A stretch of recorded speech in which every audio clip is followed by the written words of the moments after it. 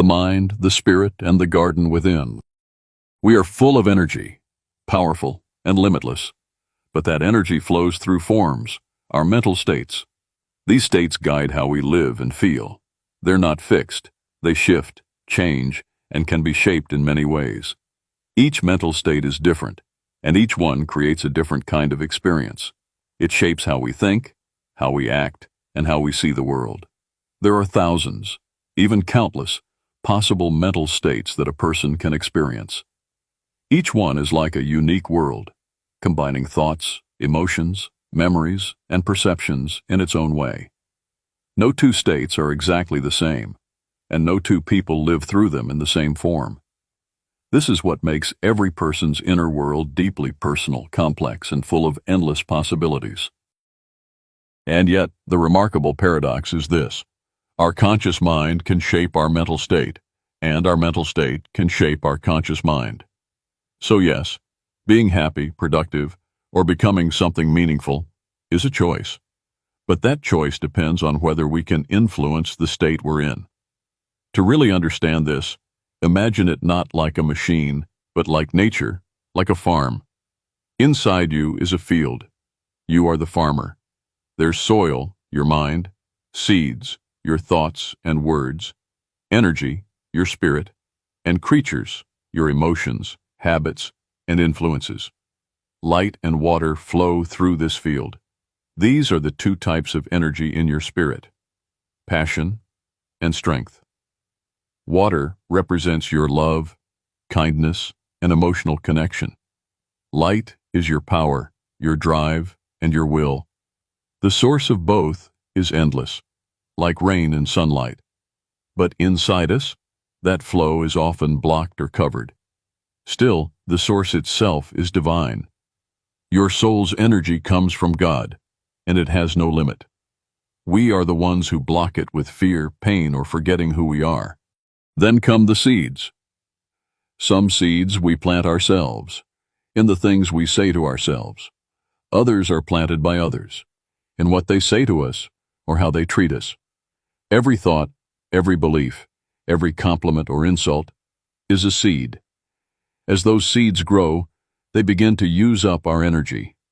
Some take up love and strength to grow weeds, like fear, jealousy, or sadness. Others use the same energy to grow trees, like peace, courage, and clarity. And soon, your inner field becomes your outer life, a calm, peaceful space, or a messy, confusing one. But that's not everything. Different plants attract different creatures. What grows inside you will decide what kind of inner world you live in. Some creatures are dark and harmful. They feed only on bad seeds and unhealthy plants. They grow strong in sadness, fear, and pain, and drink from stagnant, unguarded wells of your spirit. Other creatures are kind and bright. They live off good thoughts, truth, and love. They bring balance, harmony, and joy. So your inner world could become a garden of peace, full of wonderful creatures and light, or it could turn into a land of sorrow, where the farmer, you, is trapped by what's grown there. A place where sadness fills the air, and everything feels heavy and stuck.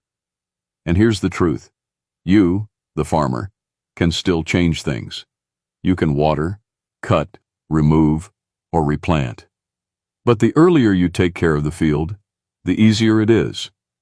The longer you wait, the harder the roots grow, for good or bad. Your unconscious mind, the part you don't always notice, is where all this grows. You can guide it, but only if you care for it over time. If you ignore it, it controls you. If you care for it, it becomes your greatest source of strength.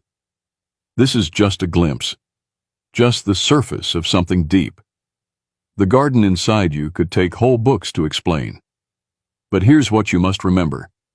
The plant you water within you is what defines you. It is what limits or liberates you. Once you realize this, you hold the key to unlocking the infinite energy within. What becomes clear after seeing the full picture is that we don't live with just one inner state or environment. We live with thousands. Each person holds a vast field of possible mental conditions, emotional, spiritual, and psychological patterns that shift from moment to moment. Some are calm and open like clear skies. Others are dense, heavy, or stormy.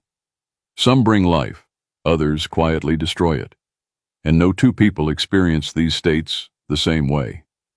We are not built on a single default. We are built with endless possibilities, each one a doorway into either chaos or peace. The role of the conscious self, the farmer, is not to freeze things in place, but to tend to the ever-changing garden within, to know what is growing, what is feeding on what, and what must be rooted out or lovingly grown. In that diversity lies both the risk and the gift. Our inner world can become a heaven of balance, or a prison of imbalance. And this is exactly the place where divine wisdom speaks. The Quran puts this truth in perfect words. By the sun and its brightness, and the soul, and he who shaped it, and showed it what is wrong and right. The one who purifies it is successful, and the one who corrupts it is lost.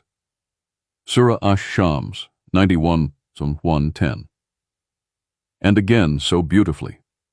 A good word is like a good tree. Its roots are strong, and its branches reach the sky. Surah Ibrahim, 14:24. But a bad word is like a bad tree, pulled from the earth, with no roots to hold it. 14:26.